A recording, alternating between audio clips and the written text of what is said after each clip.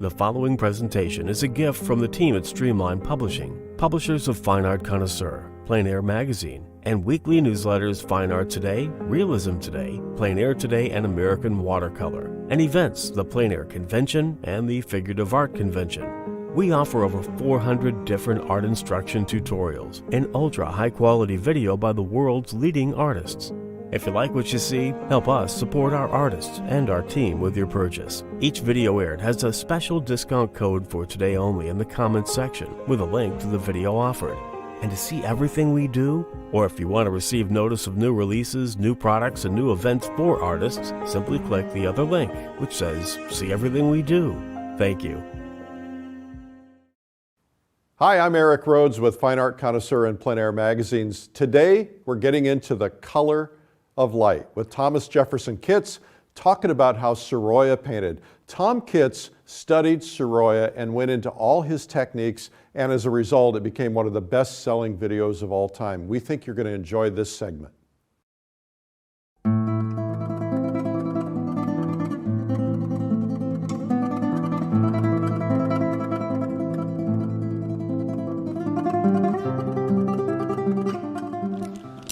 So now we're starting session 2, and I thought I might talk to you a little bit about how I might get back into a painting after I've taken a break, and what I might do to the painting, you know, just to make sure that it sort of comes back to the color that I left it. It's been a night, and I'm now back in the morning, and what's happened is some of the dark of the painting has sort of oiled out slightly, meaning some of the oil in the paint has gone into the ground. Not as much as if it was a acrylic gesso, but some of it has. And when that happens, the darks tend to kind of look a little more matte, a little lighter, which makes the whole value structure of what I left it as different. So what I did is I gave it a very light coat, and the emphasis here is light coat of retouch varnish. And in this case, it's an aerosol-based retouch varnish that goes on. It kind of brings some of, not all, but some of the gloss and value back, and some of the saturation back in those dark areas. The colors that generally tend to sink most are going to be earth colors, and I don't have a lot of those on my palette here, but I do have, and I have been painting a little bit with the ochre yellow and the the ivory black. Those are the two that generally will sink. So if you find that when you're painting your darks and that's happening, you can do two things. You can actually put some oil into the mix as you're painting, and that means there's more oil there that then can be sinking into the ground, but still more left on top. Or you can do what I did, which is hit it with a very light touch of retouch from varnish. You want it to be light, by the way, because you don't want to isolate. You don't want to build like a wedding cake of layers. You want to try to avoid doing that, especially if you're going to work as thick as I am on a flexible support. That will, if you do put thick varnish layers in between each session, it makes the paint film less stable, and it's more prone to things like chipping, cracking, or flaking, if you're worried about that sort of thing. Anyway, to move on, I've had a chance to kind of think about what I'm doing here and see what kind of changes I want to make now. Because if I make the changes now, then the changes will be more integrated when we do the final finished top work. And so I would say at this point I'm moving on from the underpainting. I'm still redrawing into, I'm still working on my composition and my scale and my sizes of shapes and things, but I'm moving away from it just being a wash. I'm going to be moving towards where you'll see the connection to this to the finish. So that said, I'm going to be stepping in and out as I gauge and judge some of my shapes, scales, and relationships. And I'm going to actually again go back to making a few tick marks. I can see some things I need to change already. And again, think of these as like landmarks. You know, they're not meant to be anything other than, oh, that fan needs to be bigger, lower there, the shape of that needs to change. You're going to see me scrape. Let's talk about scraping. Scraping is actually a very valuable part of painting. painting, especially when you're painting this thickly. I spent 20 plus years thinking that Sargent, again, this is about Sorolla, not Sargent, but I spent 20 years thinking that Sargent was just this incredibly amazing draftsperson who got it right every time. Every time he touched the canvas, it was what it was supposed to be. And it wasn't until probably 20 years later, as I keep saying, I learned that he scraped as much as he painted, which really relieved me of this pressure of trying to be that good. I'll never be that good, but at least I know I can scrape. So there's areas where I'm going to take the paint off and move things around. And the reason I scrape is because if I do that, I get that paint out of the way, then I can put more paint on, and you probably won't know, well, you will since you're watching, but if you saw this in its finished state, you wouldn't know where I changed something. To me, that's the value of scraping. And so, for example, I'm going to just arbitrarily take this part off because I want to move the back of her rebozo, just as I'm going to want to move the front here. Now, when you see me scraping, I'm going to put these down. When you see me scraping, I'm not doing it willy-nilly. I'm not doing it randomly. In the sense, I'm actually thinking about how I want that gesture of the scrape to be. Because just like in a brush, that gesture, that movement of the paint actually becomes part of the surface quality. And you'll note that when I scrape, I'm going to take off what's on the knife. I don't want to scrape with a purple knife in, say, a light area, just as I wouldn't want purple in my paint brush when I'm working the area of the fan that's in the warm light. In this case, I might pull it this way. I might pull that way. And all this is doing, again, is just taking some of the impasto work, which is something I'm going to move around a little bit, off the surface. Some of it I leave on because it's going to set and I'll strike over it. But just from experience, there's sometimes I want to take a highlight or a bump off.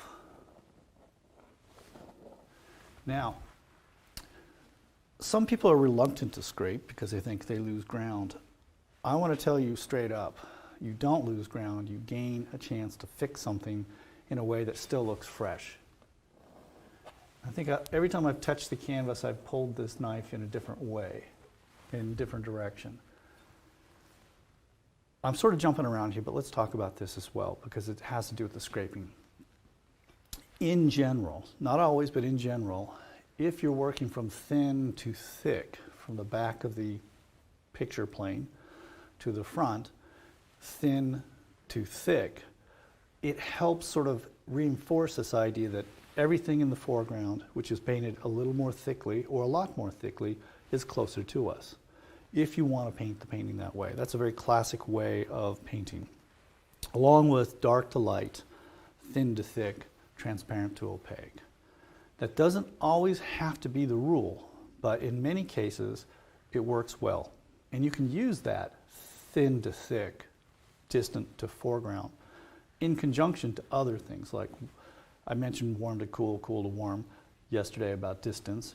You can align that with small shapes to big shapes, all sorts of things. When you start putting these sort of contrasting ideas together in different combinations. Also, less edges, softer, more refined edges. If you combine, let's say, thin with thick, diffused with sharp, that's taking two different contrasts, putting them together to create the illusion of depth into the picture plane. When I scrape, I'm taking off some of the build that I had built up yesterday with the brush strokes. The other thing that's nice is, and again, I'm going to talk a little bit about how lead white works compared to, say, titanium, is you can see a lot of expressive brush works here. Let's say I want to fill the grain in this canvas. Well, the lead white, because of the way it moves and the way it drops and the way it sticks, allows me to kind of come across a surface like that, and I can knock off the depth. I'm not lifting any of the paint. I'm just basically sort of flattening the mountain or the little bump of the stroke, and it gives me a flat surface, which is a different quality to the impasto work that I'll be doing in this area and in the figure. So again, I'm looking for a contrast. In that case, flat versus bumpy. Stroke gesture versus sort of just patches. So I'm not lifting paint in this situation here. Like here, if you can zoom in here, there's a lot of dimensional bump going on with those pulls. I think that that is actually going to compete with what I'm going to end up doing over here. So not taking it off so much as I am just striking the top. So I still have a sense of paint and texture there, but it's now flattened. And I can see that happening here a bit too. Now I may and probably will come back and put some more of the strokes in there, but right now I just want it out of the way so that it doesn't compete with the textural elements I will introduce here. And I can see other places where I do that. In the work that I see Sorolla do mostly, not always, but mostly, he's either very thick consistently everywhere, or he's very selective about where he builds up his paint. So he might not, and I'm going to avoid that I think in this painting, I'm going to avoid getting too thick over here so that most of my thick paint happens over here. But that doesn't mean I'm going to jump from thin to thick. There will be passages that sort of transition, not just in color and value, but actual dimension of the paint. Thinner in this peripheral area, thicker, more bumpy in this area here. It's that transition, that ease from one to the other that I want to manipulate as I paint. I'm actually going to knife some of this area in the light down too. Yesterday it felt good to kind of put in these bumps, these impasto work, but I think it's going to get in the way of work I do later today. So again, notice how I'm pulling. I'm pulling the fan in that direction, I'm pulling the fan in that direction because I know that I'm going to be playing the radial quality of the little leaves of the fan off. This sort of thing doesn't bother me at this point. In fact, when some of that builds up, I may leave it because it might just add some visual interest to the edges. But right now, I'm still thinking in terms of shape, and I'm just trying to, I don't know, just trying to loosen the painting up so that I'm not having to, I don't want to focus in on what I've already done. I want to find the new things I need to work on. I also think that in retrospect, I may knock some of that cool down, meaning make it less blue. We'll see, we'll see.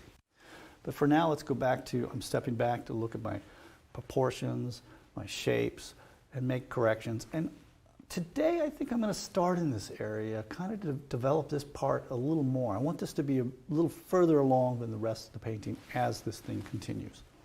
For those who are sensitive or have become sensitized to, let's say, solvents, and this is odorless mineral spirits, it's probably the easiest, safest to have around in your studio, it's not enough to cap this if you're sensitive, because if you're painting with it on a large canvas or even a small one, and you cap this, you've still got the solvent coming off of this surface. So you can tell yourself you're putting less into the studio air by putting the top on, but the fact of the matter, the surface area of this canvas far outweighs the surface area of these open containers. So as you paint, you really, if you're concerned about solvents, and some of you should be, you need to get ventilation. You need to get flow going into your studio and out the window, essentially. So don't think that just putting caps on solves your problem. Now, as I do this, I've stepped back to where I can see the whole painting, and I'm looking at not just the positive shape of the woman, I'm looking at the negative shape between, say, the back of the woman and the left edge of the canvas, and I'm looking at the negative shape of the fan versus her right hip. I'm looking at sort of around my subject, not just at my subject. And I can see that there are some pretty important things I want to change. I'm going to use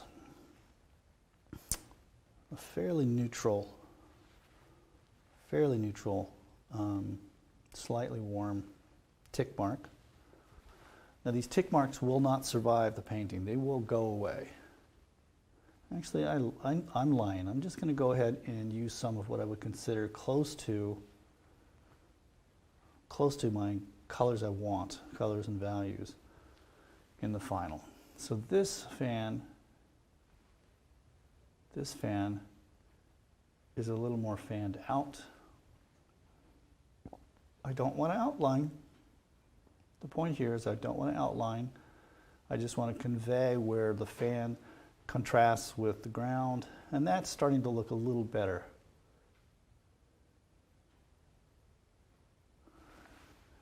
And also I can see in my figure here that her forearm, which is under the rebozo, or the large scarf, actually comes out more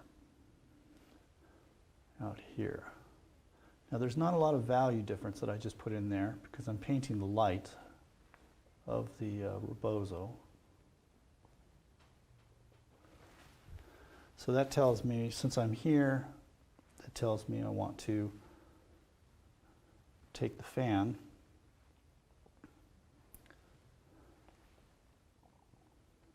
and put a little more dark. I'm not going to be too concerned about my poles yet. I will later when I start doing my top work. But that does create a much more interesting shape to me, and having this circular movement, and I'm going to square that off a little bit more because of the shape that it is. So but having this echo that, or this echo that, becomes the sort of thing I look for at this point. What can I do to accentuate a repeated form, but not in such a way that it's too similar? I spoke about that in our first session, about looking for the repeating forms in the seaweed, strokes of the serape and the dress and the movement of the rocks, but now I'm also looking for repeating shapes. One thing I should comment on is that with lead, this has been 12 hours, and I'm not using any oils or mediums yet, if at all. This paint has set. I'm able to do these really interesting textural drags, even though this is wet. This is wet.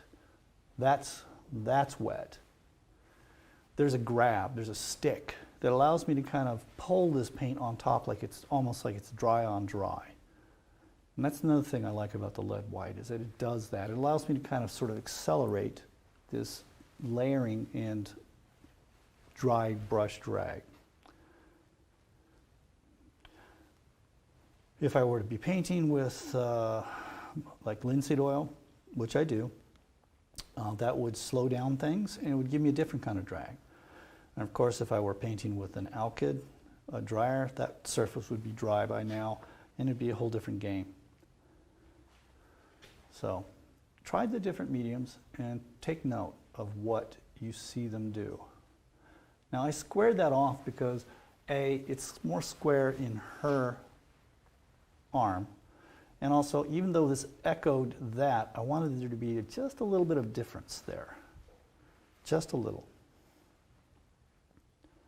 It's those, in my opinion, it's those small touches that really count.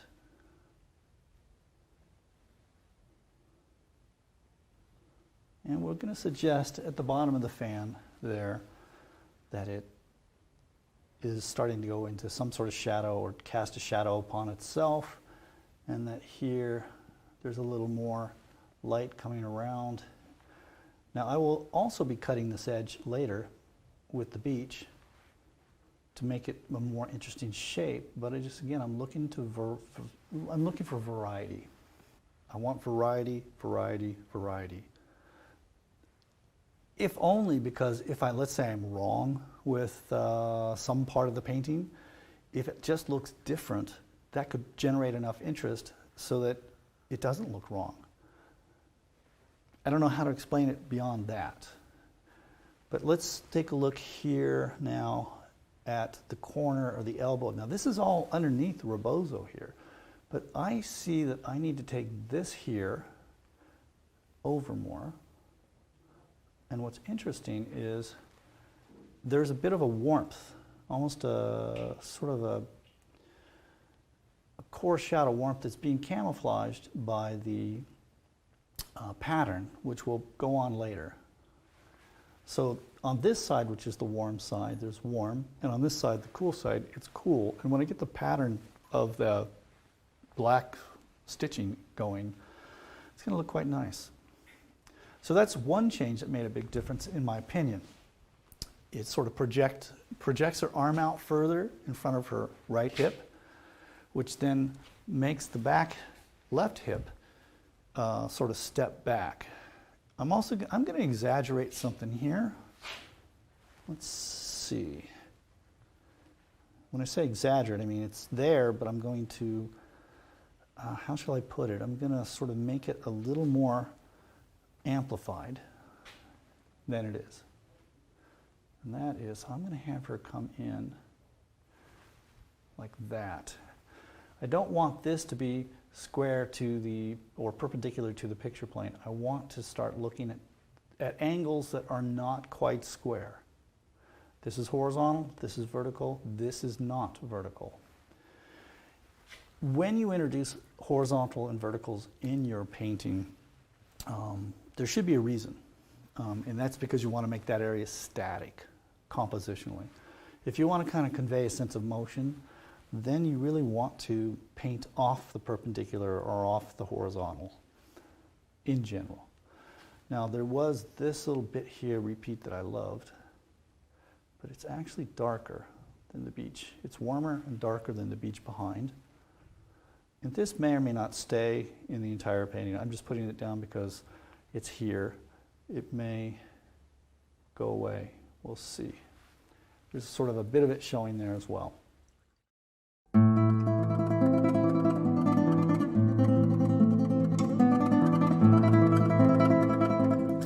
Let's go back to checking my tick marks and sort of checking my proportions. I step back and I'm looking, and I know that at the back of the head I'm going to have to come back to at some point.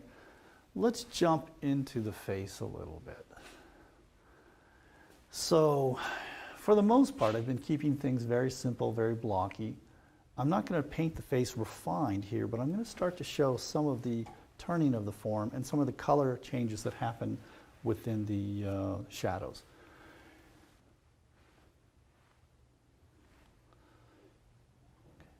Most of the face will fall into the warm camp in the sense that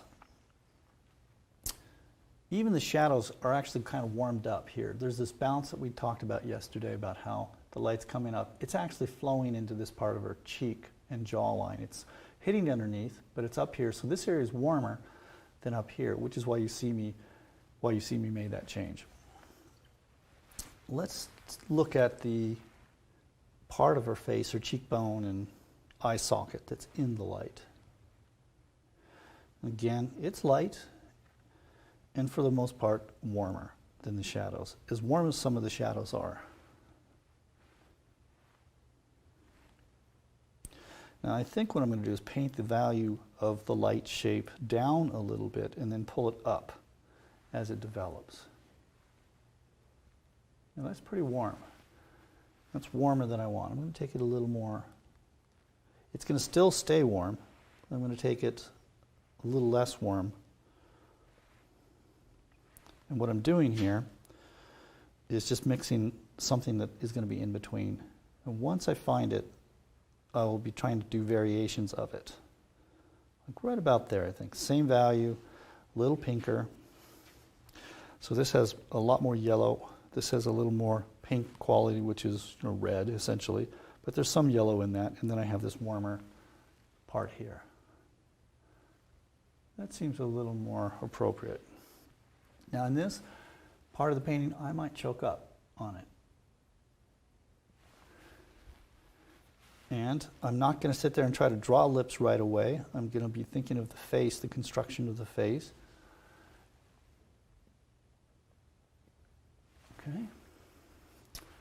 And, you know, you can think about that, the nose, the bridge of the nose, as it comes down. This is facing the sun. This part of the nose is facing the sun. It's actually tipped up a little towards the sky. So it's not going to be the same here as it's going to be, say, in between our eyes. I think we're going to see that the light that hits the brow between our eyes is a little lighter, a little warmer.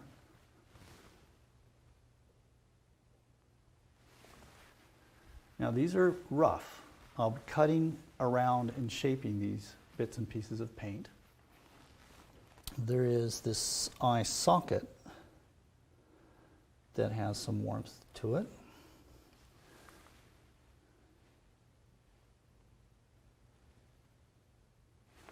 And then there's her eyelids, which is combined with her eyelashes. Now, the photo doesn't give me all that information. So there's a point where the actual eyelids sort of merge with her eyelashes as one shape. If I hit the value and I hit the shape, I don't really need to actually paint them as individual things. So that would be her eye,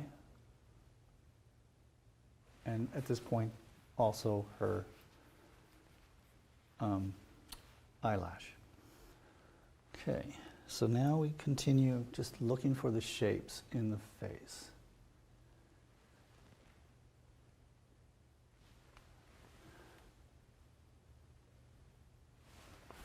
And she has quite a lovely chin, softer edge.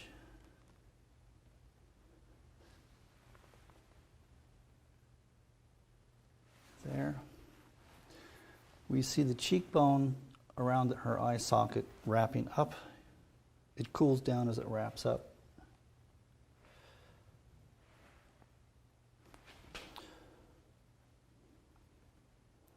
Now this is where it gets a little tricky because there's a passage from warm to cool along this cheekbone. I think I'll start with the cool there and come back with the warm. So I'm cleaning my brush. I don't want that pink to be in my brush when I'm trying to do the warm light. I don't want that cool color. Let's see. If we do that, there's a little piece of bone above her brow here that softens. Like that. Now you can see I'm leaving this mark to stand in for her eyebrow. And that's the plan right now. I may or may not hit that harder or softer. And there is a bit of a highlight on the nose. Now I'm not doing the highlight, but there's a point like on the nose where this part of the cheekbone and this part of the nose is facing the same light. And that's a little, that's not the shape I wanted, but it's close enough for now. Because I can come in and cut around it as needed. So all I'm doing here, even though I'm saying eye socket, nose, tip, cheekbone, I'm really just looking at the shapes and not trying to think about the anatomy per se. I'm more of an observational painter than I am somebody who depends on my anatomical knowledge. Okay. And when we get to, let's just keep painting.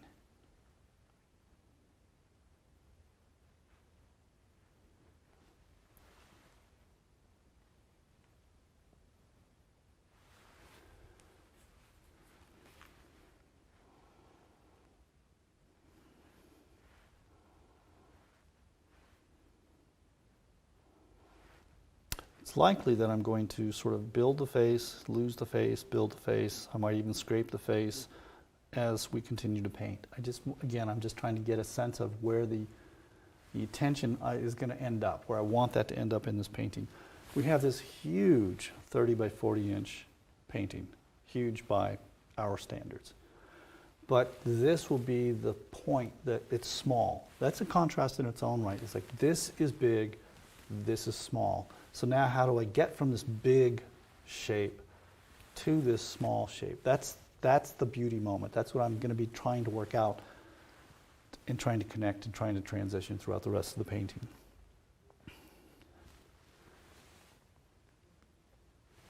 Now that was not dark enough. That was supposed to be kind of a coolish passage in the shadow, like a cool highlight. The problem is that it was too light, that it sort of associates with this and not the side of her face.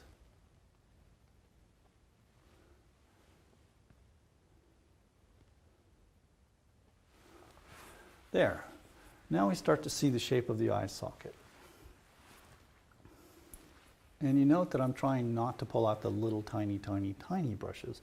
I may get to that point at some point, but I want to see if I can't use this larger brush to kind of chisel out and sort of carve the planes of her face. Now, something I know that's going to help is, let's get that neck. You know, you probably wouldn't have thought this is important right now, but I think it is.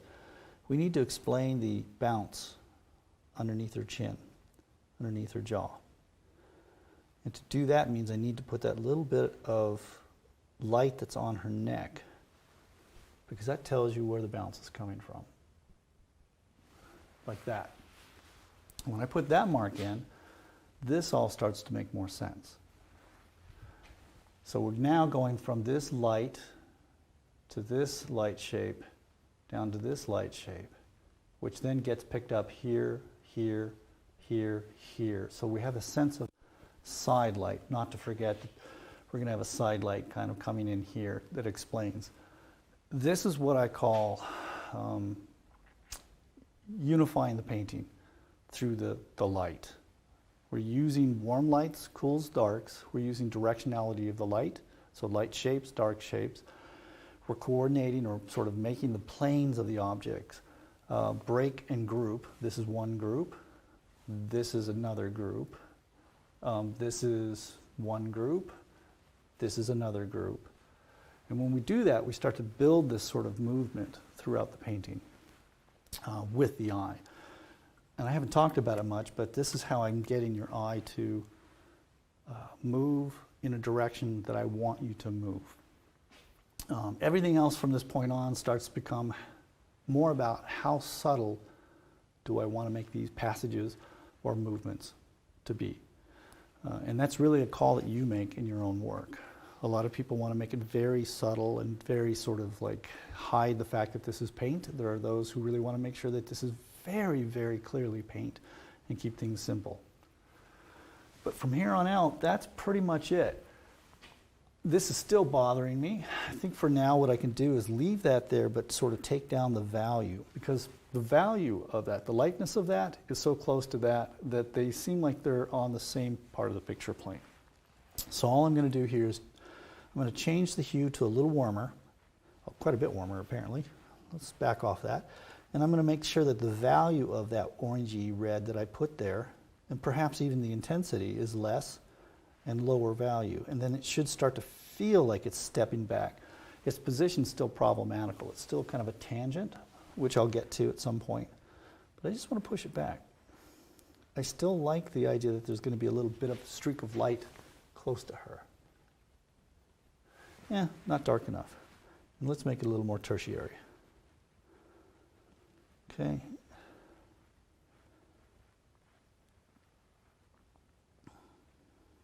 Okay, let's try that.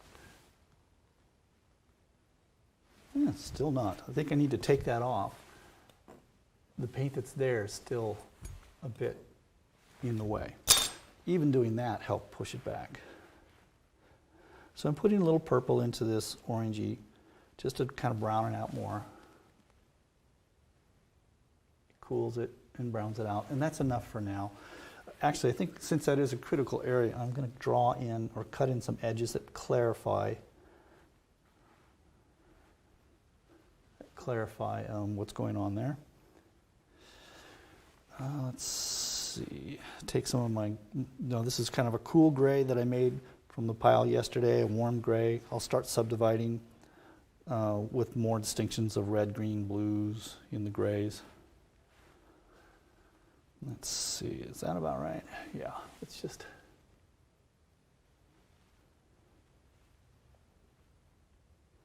Now I can take an opportunity now to cut a little bit, but I don't want to get too caught up in edges.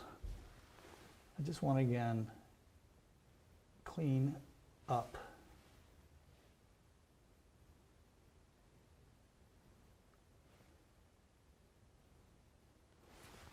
And that's a good, I wouldn't want to go much further than that right now.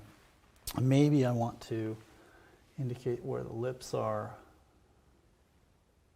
and the shape. Now note that we have concave, convex going on.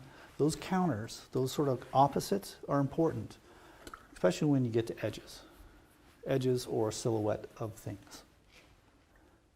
A lot of what Sorolla did was push paint into paint, and we're not quite there yet. I'm still sort of blocking out some of the shapes, but there'll be a point where I'm going to start to take one color on one side of an edge, push it into the other, and take the color on the other side and push it back. And that will create some transitions through the drag of the brush and sort of intermixing of the paint that sort of, it's not quite the same thing as taking two colors and brushing. It's a little more interesting than that. But I'm sort of thinking about that as we go. I do want to knock down one edge though, and let's talk about that. Right here, we have a very strong contrast between the back of her head, or her temple, and her forehead. It's actually stronger than it should be. When I look at the reference, that's a softer transition. Transitions are either very abrupt, meaning there's an edge, they're not so abrupt, which means there's a bit of a transition, or there's a slow transition, which is like a gradation. So look at your edges that way. Is it abrupt, meaning is there actually an edge you see? Is there something that's a quick transition? It's not an edge, but it happens quickly. Is it something that happens slowly across a painting? Just thinking in those three terms will sort of bring a wider variety to your passages when you go from one shape to another. Should it be abrupt here? Or should it be sort of loose and less abrupt? Should it be abrupt here? Ask yourself. I think at some point I'm going to probably make this less abrupt here because that edge right now isn't supported by anything else in this area. And I think that it's always going to compete with the edges I put in here. And by that I mean I don't want you to be sort of misdirected over here. I want you to think that, oh yeah, that's the water that's running down that part of the beach here, but I don't want you to be aware of that more than the glow and the intensity that I'm trying to build here. All right? We'll talk more about that later as we get further along. Let's look at the back of the head. Now, yeah, the head's bigger. I'm going to draw on the shape a little more, which means probably pulling this flower out further, and then we're going to get into some fun stuff, some details, but not too early. But I want to talk to you about this highlight. See, we have sunlight coming in here, warm light, and it's hitting this part of her head right here. The top of her head is exactly what is happening over here. So this is a highlight, let's say, of the top of her head, a light on top of her head, but it's the wrong temperature. This is as if the sun was coming down. So this will need to be warm, and this will need to be cool, and then you'll start to see the whole head round out because I've turned or changed the temperature of the light on top of her head. In fact, I could probably do it fairly simply after I put a little more back cranium in her. And I want to keep this fairly close to the background. We'll talk about why later. Keep that on the cooler side. It's not, I just put a straight black down and realized I don't want that. I almost never put a straight black down. Sorolla would use straight black at times. You can see it in the work. I don't. So the idea here is, in that case I fed some alizarin. I don't think that was the best choice because we have cool down, sort of a purple.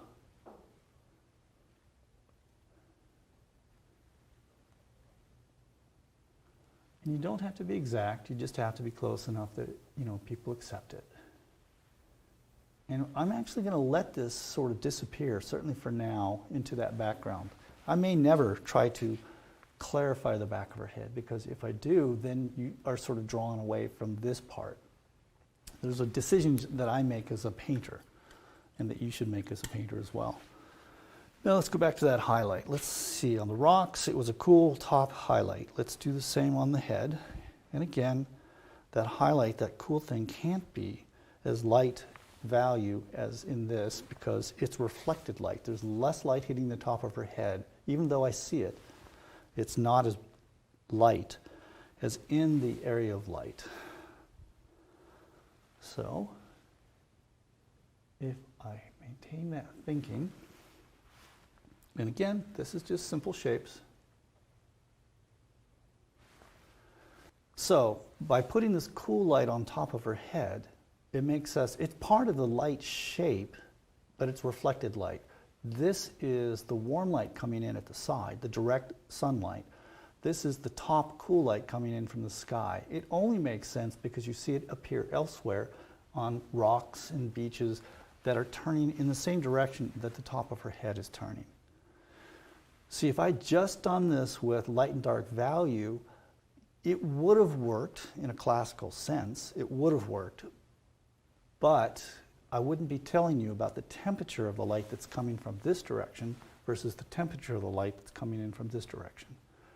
Warm this way, cool this way. And that's the fun of this. Now, do I want to get rid of that little calcy thing? Yeah, I'll ease it right now. But sometimes things like that, you just kind of want to play and leave. And again, this will be still an issue for me to fight and change. I'm not going to fix it now because I want to work elsewhere. I also want to soften her forehead. That break I told you here on her temple, I want to soften that, meaning the transition that isn't an edge, but isn't a fade or a gradation. It's just more of a quick shift. And again, I can do it by mixing. When I look at my source, it's actually a little darker. It's like a core shadow there. It's showing the skull, the actual bone, the way it turns. And so it is darker and warmer. It's just not quite that dark. So let's ease that a bit.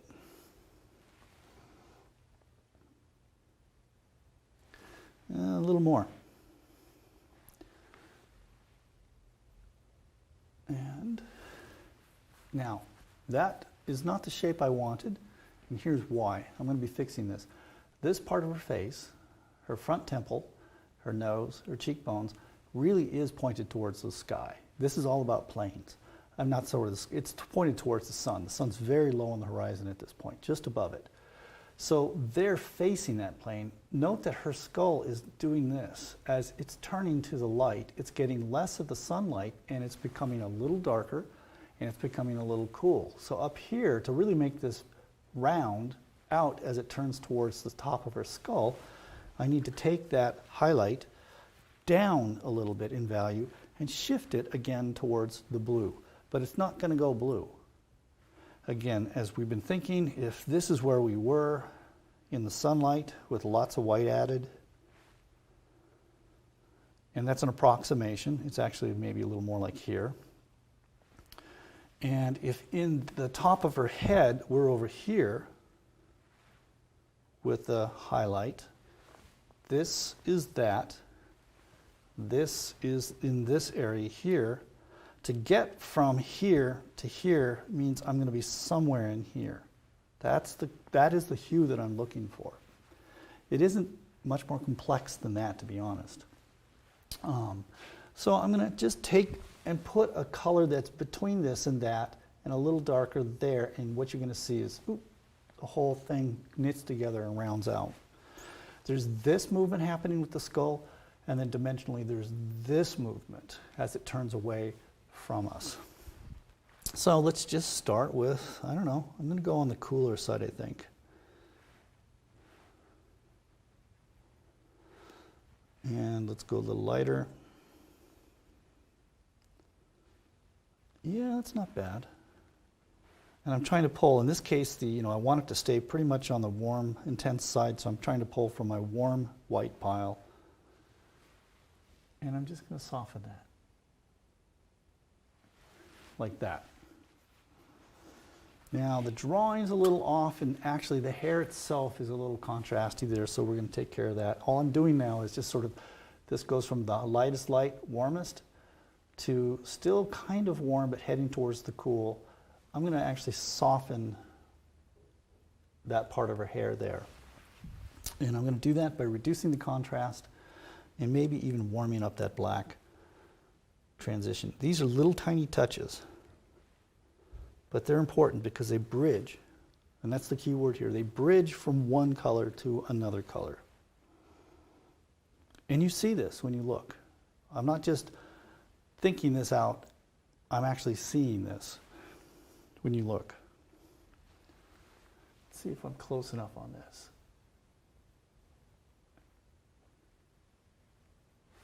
What do you think? Did that pull it together? Yeah. Now this is a bit harsh right now, like I've got her hairline up kind of a little back past her skull. That's a drawing issue, which we'll correct as we go.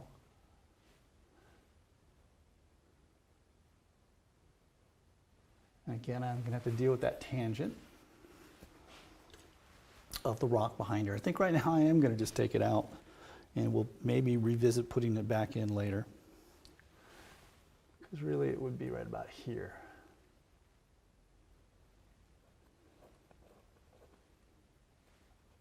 And by taking out some of the dark in that area, basically I made this a little more gray, a little lighter in value.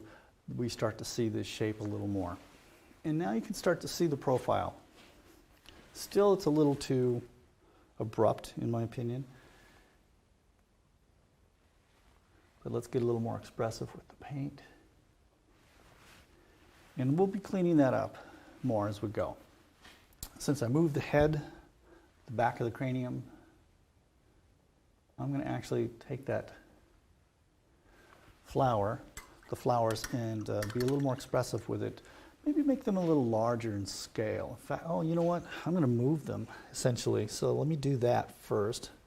I'm going to move them not by moving the flowers, but by cutting into around the flowers. This is what I would call opening up. Opening up meaning I'm not trying to get tight here. I'm trying to just like make a move and make a new shape and not worry about the mess I might be making, because I can come back and recover and tighten up the mess as much as I want. So I'm like, it's as if it's a drawing term, like you have gestures and then you kind of work longer and you kind of develop the form more, and then, oh, you need to move an elbow, move an arm, move a leg, move a rock, move a tree, because it's not where it's supposed to be or not the right size. So you just jump in and you don't worry about whether that part of the drawing matches yet the rest of the drawing. You just make the change. That's what I mean by opening up. So let's now move the left side of that flower over. And again, remember that's the left side of that flower is in the cool.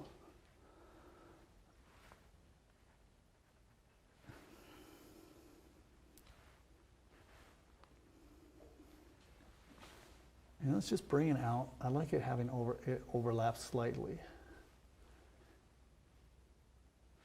And let's look at the pink part of that flower, the rose above. And it is a pink. And I'm not worried about getting it exactly as intense as it is. I'm just not. It will look fine when I get everything else going. But I need to make sure that it's dark enough that it associates with the rose.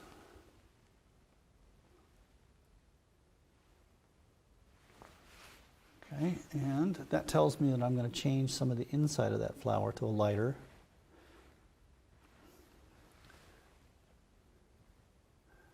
I'm not doing any of the accent shadows. I want to hold on to this warmth because that's the side of the rose, and I'm going to put a little of that warmth in here. Not going to worry about the accent shadows inside the flowers yet. That's like getting down to a level I don't want to go to yet, because I'm wasting time. If I have to move it more and I have to move those accent shadows, I've wasted the time I've put into it.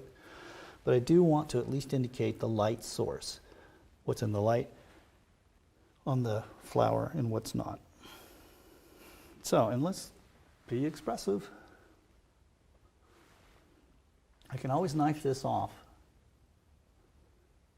if it's too much. But look, when I did that, again, this is the side facing the sun. This is the side facing the sun. This is facing the skylight, skylight, skylight, skylight, skylight. Sunshine, skylight. All of that starts becoming more consistent. Now, I don't think I'm going to go any further with the head at this point, because I want to start addressing other areas in the painting, but I will come back to that on and off as I start to refine other parts of the painting.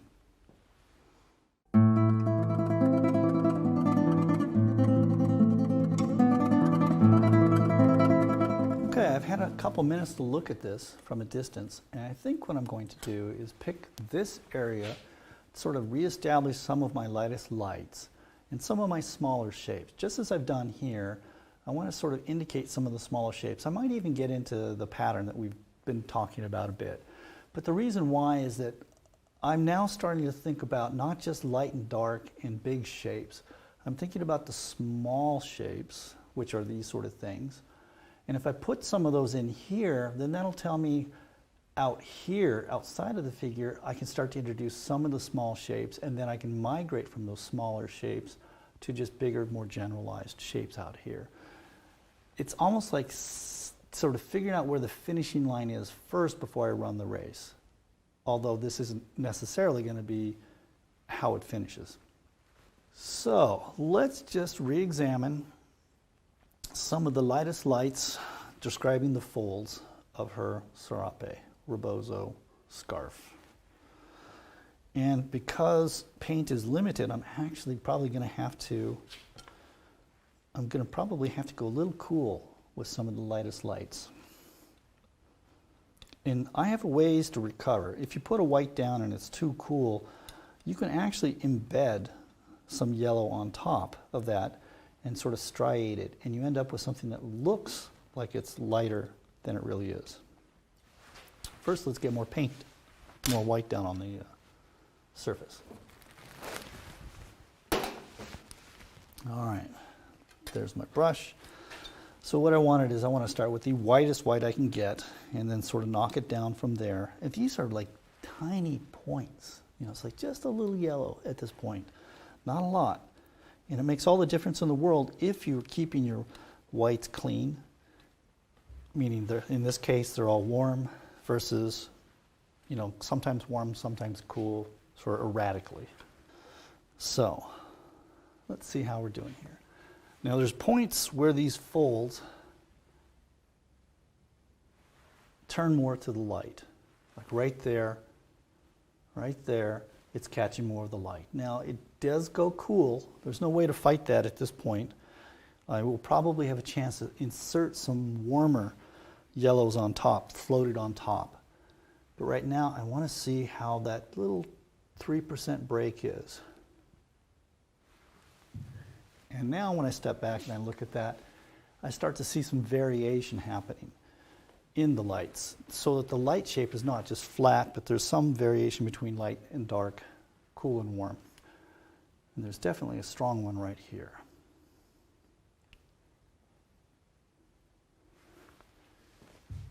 All right, now I don't want to use the same white everywhere, or at least I want to try not to, I should say. I know that I'm painting into a bed of paint, so I will get some variation just because there's paint underneath that's now coming into play, but I'm also picking out of different parts of the pile, I should say. And I want a little break. See that? There's a drag right there, where the stroke here is thicker, not thicker, but there's a smoother transition. Here I want that little broken drag here, A for variation and B because it sort of describes the texture of the cloth. Having that against that, a more sort of bodied stroke, this more dry drag, just kind of generates interest and represents something without having to paint a lot of detail, especially when you step back. Something I haven't mentioned is that I tend to paint my paintings so that you look at them from about 6 feet, 5 feet away. And that's because when you step back like that, the effects that I'm trying to achieve here with the surface sort of blend and meld into something more than, if you go like this, you can see every mark I've made. And I invite you to do that. But I really want you to also come back here and see how everything comes together. Blows apart, comes together. To me, that's the magic of what I'm trying to do.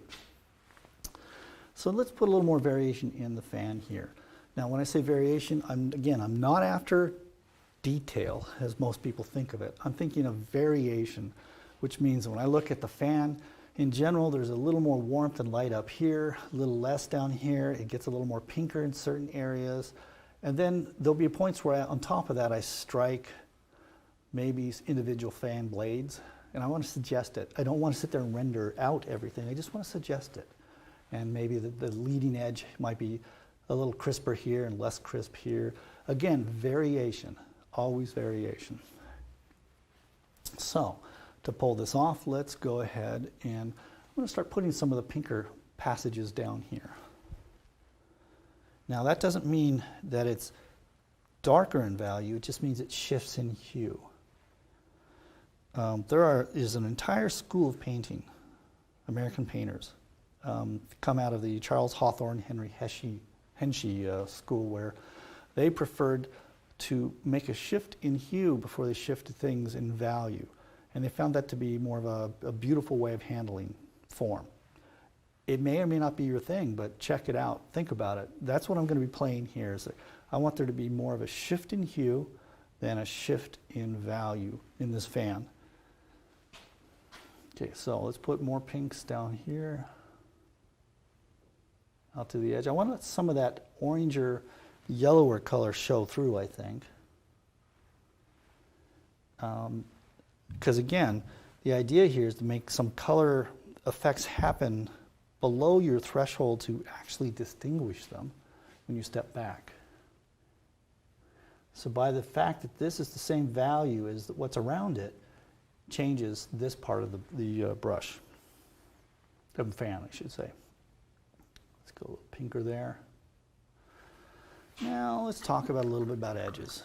Again, Sorolla was not interested in edges too much unless he was doing a very refined painting. His beach paintings, he basically painted very rapidly and got the edges and kept them. He didn't really, I don't see him paying a lot of sort of concerted attention to the edges.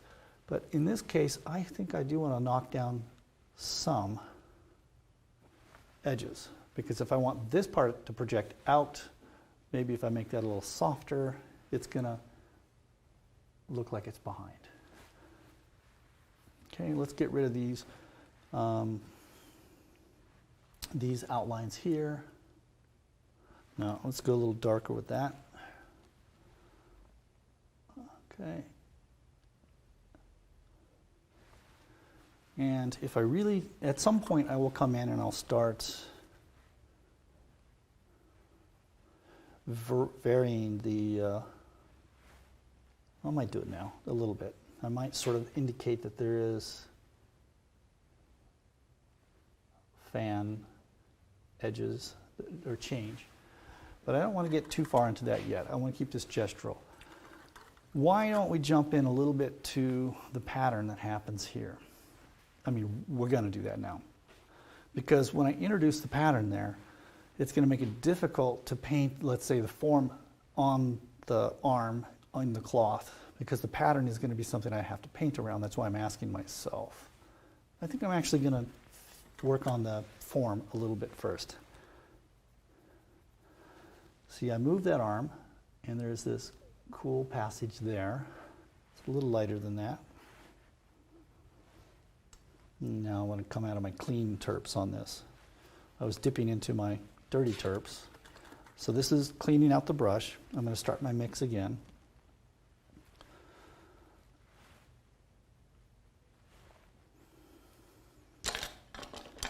And now using my clean terp, the point of using the terp is just to get the paint to the consistency I want. I'm going to add a little bit of that blue cerulean hue. Maybe a little of that, which is the cobalt. And let's take a look. That's a little intense. So let's take a little more of a gray, blue. And so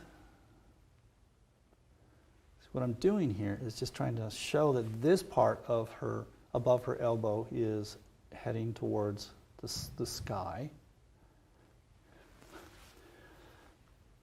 There's actually a harder edge here. And then let's look at that collar up here.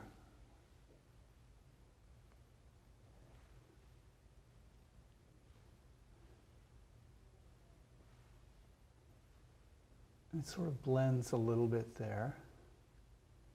And this is all done with a light touch, dry brush. I'm overstating the chunkiness of this because when I put the pattern on, I think that we're going to lose some of that form. And having a little more of the defined chunk quality will help us see the form underneath the pattern. And I'm just looking at what folds overlap what folds here.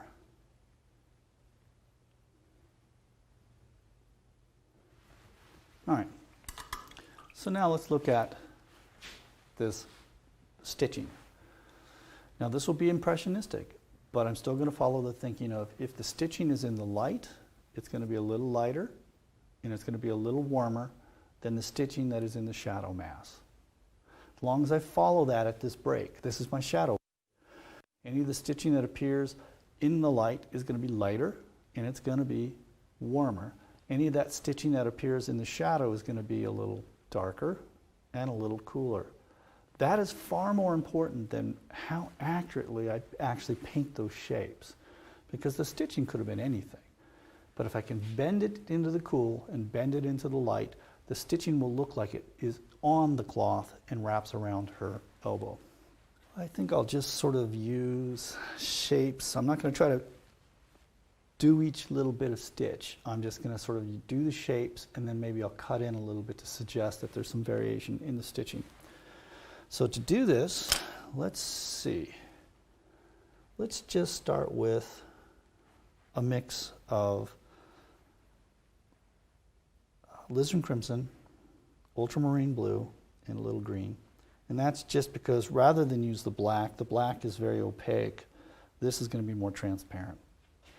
Now, I can see where I am, add a little white, and that's kind of a blue, gray, dark. And that might work on that side.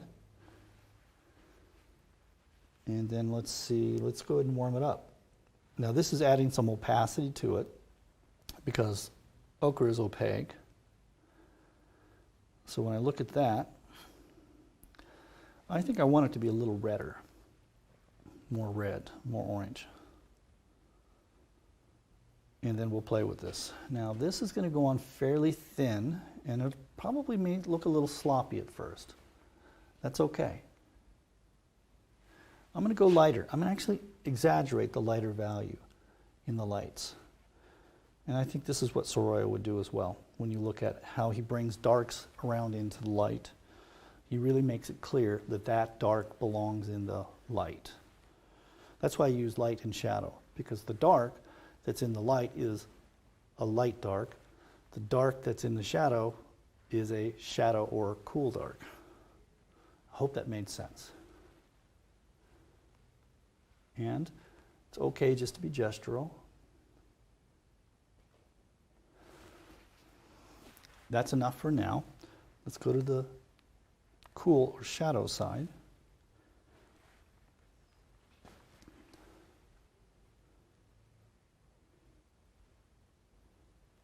And you can see how I'm pulling the brush in a certain direction to kind of indicate or describe the shape or the planes that the shape is on. Now there's a difference between this warm dark and this cool dark. I might want to lighten this a little more after seeing it.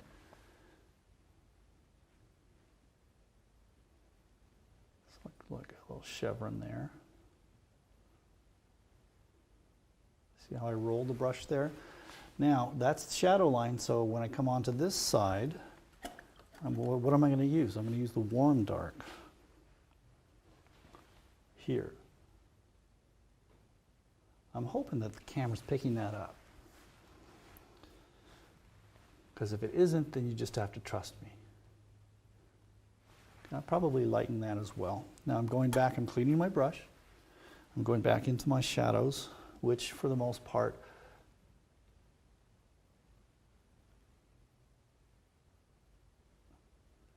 and again, this is bravura brushwork, meaning I just want to put it down and take what I get and not push things around too much. Here this actually gets a little darker and it's distorted. The shape is distorted by the fold.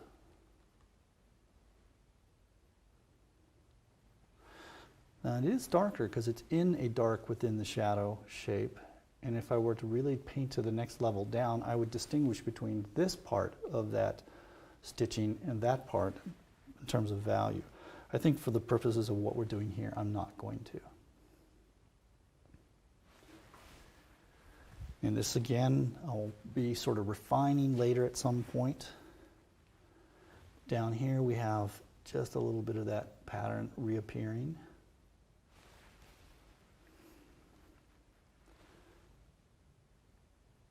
Light touch, because I want it to be a little different. And then we'll pull this down a little more, and I'm going to bring in, let's see, so this is that. I see what I got going here. Let's just play around with this a little more. The drawing is not terribly accurate, but I'm going to accept it. Now, the question is, did I convince you? And as the painting progresses, I will revisit that area and work it more so that it is in keeping with the rest of the painting. I'll lighten this up here. That helped a lot. So, by the way, I haven't gotten to the point where I get to have fun with real free brush strokes. I'm still playing around with the setup.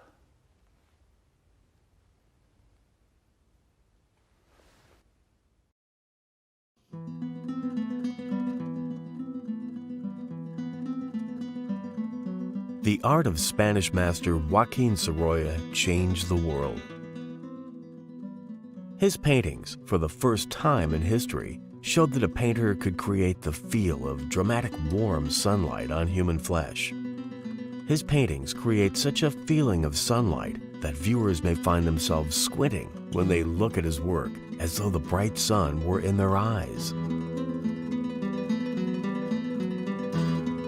Claude Monet was so taken with Sorolla's work that he called him the Master of Light. Sorolla is widely regarded as one of the most brilliant plein air painters ever and one of the great painters of all time.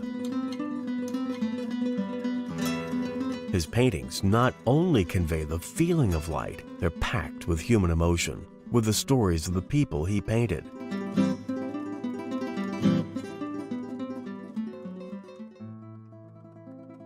For over 100 years, painters have tried to copy his style and create his feeling in their own paintings, yet few have succeeded. One painter, Thomas Jefferson Kitts, has spent countless hours studying Sorolla's work to understand the techniques he used to create the feeling of light and emotion. And after an exhausting effort, Kitts has documented what he has learned from Sorolla. Kitts is both inspired and exhilarated by the way light plays across the landscape. In fact, he's devoted most of his life to capturing this in his paintings. There's no doubt that this is a leading factor in his being widely regarded as one of today's best painters. Now, Kitts guides you through his in-depth discoveries, where he shows you how to paint the color and intensity of light. You'll discover the working methods and incredible techniques of Sorolla, the way Sorolla applied the paint to produce such a stunning end result, how Sorolla conveyed the intensity of light in his paintings, and what he did to make the light stand out, and much more. So if you think about it, I'm going to put that right next to each other. Same value, but this is cooler. And that's what I want to put, I think, right in here. The ability to paint the color of light is a skill that separates average painters from great ones.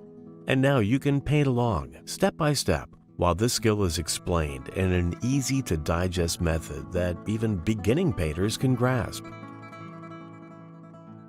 Sorolla, Painting the Color of Light with Thomas Jefferson Kitts, is now available on DVD or streaming video.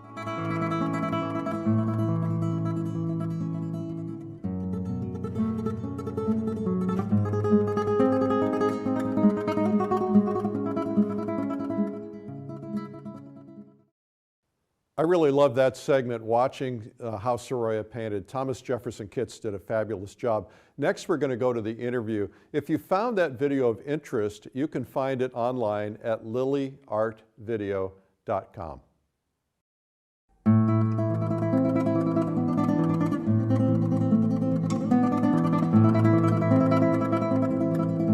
Hi, I'm Eric Rhodes, publisher of Plein Air magazine. Today, I'm honored to be with Thomas Jefferson Kitts. Thomas, welcome.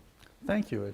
It's great to be here. So I'm really curious because the name Thomas Jefferson Kitts, did you get a hard time with that when you were a kid? Yeah, actually I did, Yeah. which is why I stopped using it when I was a kid. But until I was in first grade, I used Jefferson, or I used Jeff. But when I went to school, I changed to Tom. And so the parents, what was the reasoning behind the name? Well, it goes back generations. I'm actually the 9th in the line of that name. So I'm Thomas Jefferson Kitts the 9th, but I don't lead with that, Eric. And what about your kid? Oh, wow, we broke it.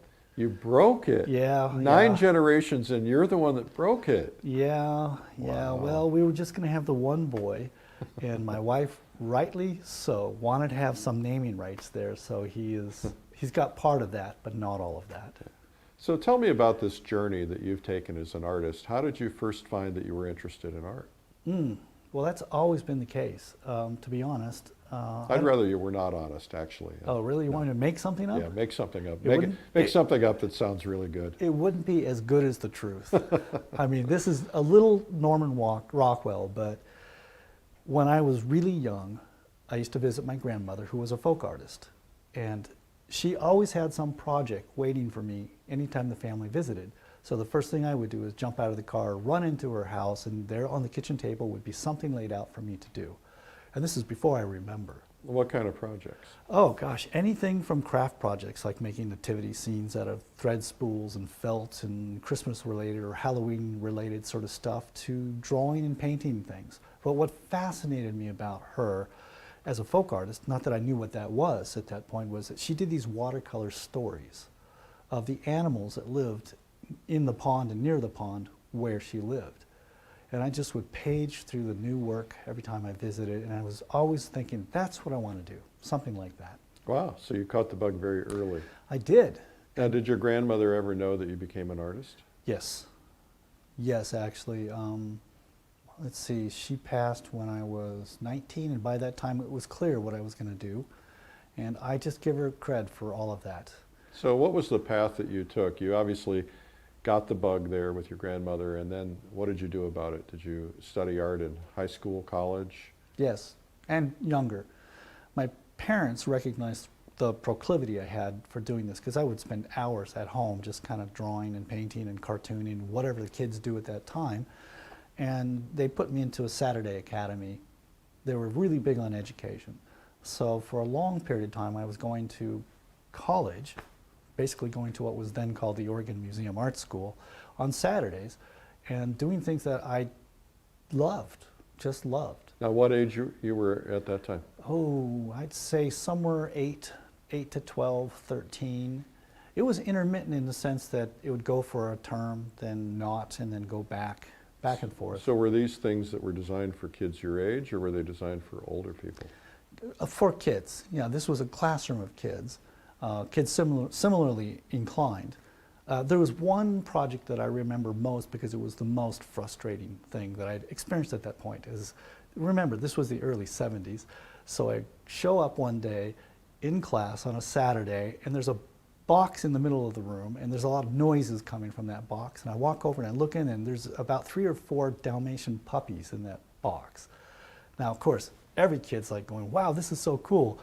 And these puppies are squirming and running around, and the instructor said, okay, draw those puppies. Oh, that sounds a little difficult. It really was, because kids, myself included at that age, are very concrete. If you're told to draw a puppy, you want to draw the puppy, but they wouldn't stop moving. So I actually had a bit of a hissy fit. And I threw down my drawing tool, it must have been a pencil, and stomped out of the room. I remember doing that, just so frustrated that I couldn't get these puppies to stop moving. And the instructor kind of gently followed me out and kind of cajoled and soothed me and brought me back in, got me back drawing again, and so I drew the best I could like everybody else. And then, when I was settled down, he said, everybody, great, let's get the puppies out of the room and let's look at your drawings. Neat, this is really good stuff. Now here's what I want you to do. And then he gets out scissors and he wants us to cut up our drawings of these puppies and paste them onto cubes in some sort of interesting design. That was my second hissy fit, because I had to draw these puppies, and now he wants me to cut up my drawing. I just didn't understand. But I did as I was told, and that's the kind of instruction I had at that time in my life. So I have to ask, did he finally reveal what the point of all of that was? Yeah, he did, but I don't remember what it was. So you're not asking your students to draw puppies? No. Well, I would ask them. I would draw puppies with them, and I just wouldn't have them cut up the drawing. Right. I think that. Okay, I'm going to jump ahead. Actually, in my life now, I don't invest a lot in the actual work anymore. I could cut up a painting and be okay with it. But back then, not the drawing. Well, I think that's probably an important distinction for people to understand. So if somebody's trying to learn to paint, one of the things that is a very difficult lesson is getting invested in your work.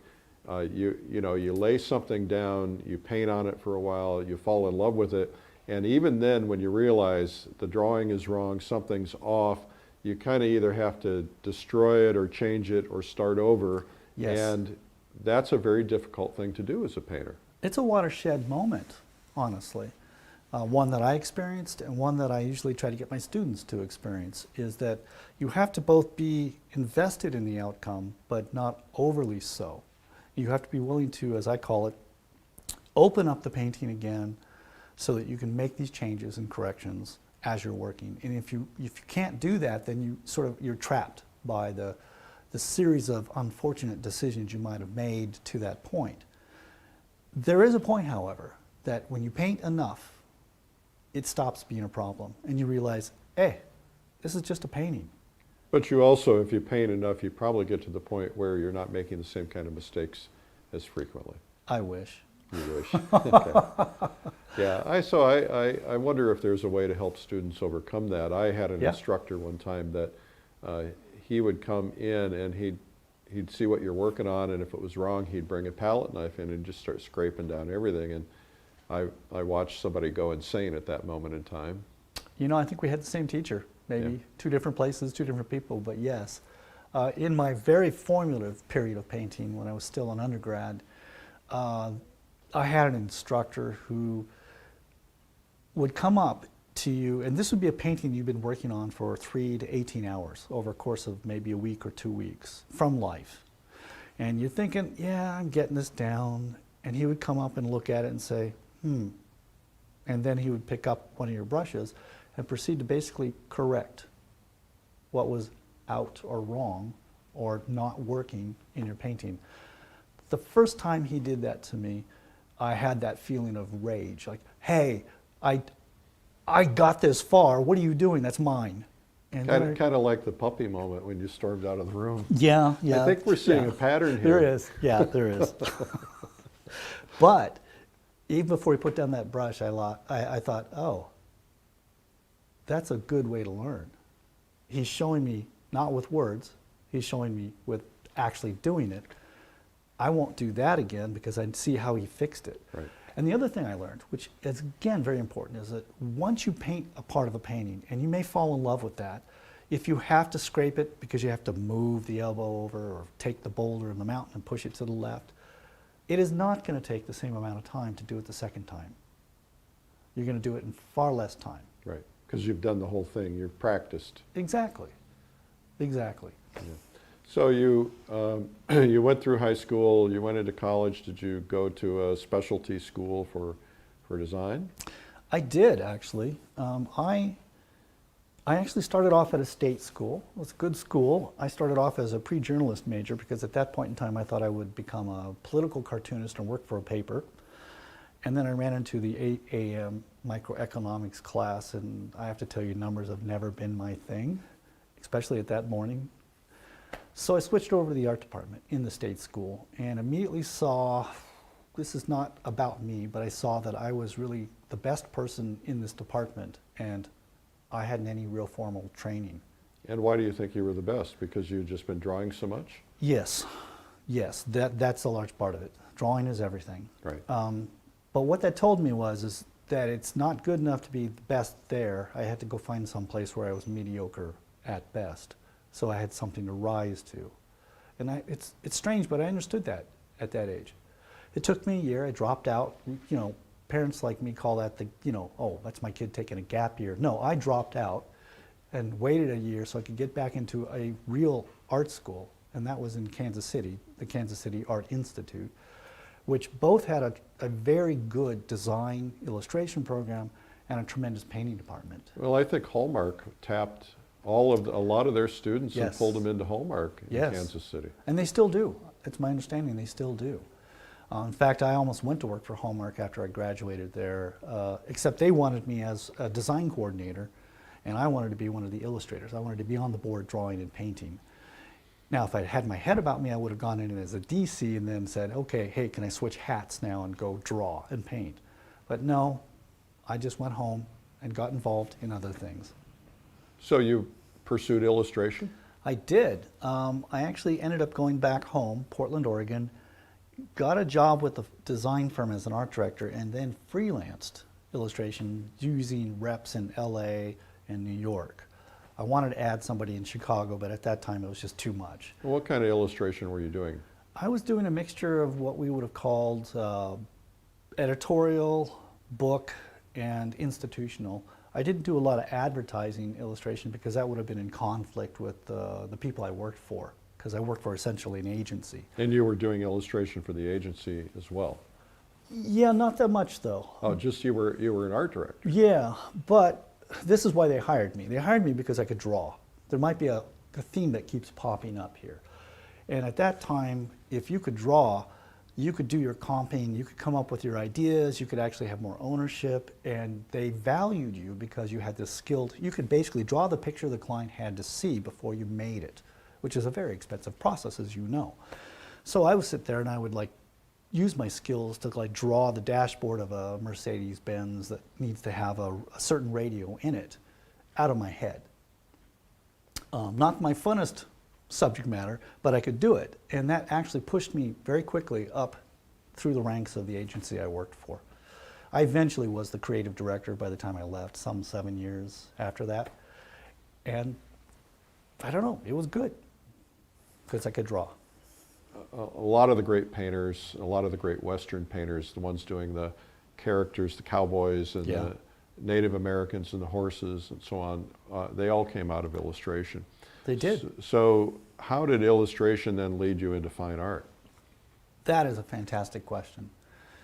Because at this point in my life, in my early to mid-20s, I was living 3 lives. I was an art director that was working in a cubicle in a firm.